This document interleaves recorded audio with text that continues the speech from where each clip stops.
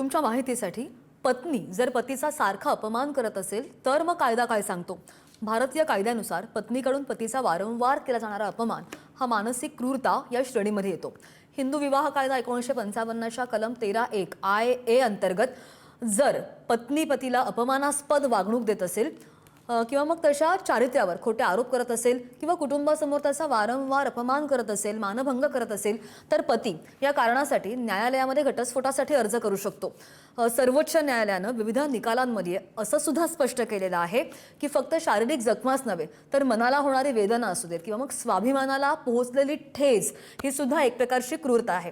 अशा परिस्थितीमध्ये मग पतीला कायदेशीर संरक्षण मिळतं आणि तो या जाचामधून मुक्त होण्यासाठी कायदेशीर मार्ग सुद्धा अवलंबू शकतो. जर हा अपमान असह्य असेल तर वकिलांमार्फत कायदेशीर नोटीस पाठवून पत्नीला तिच्या वर्तनाबद्दल ताकीद देणं हा प्राथमिक कायदेशीर टप्पा असू शकतो. शिकूया AI ची क्रांती. चला करूया MSCIT.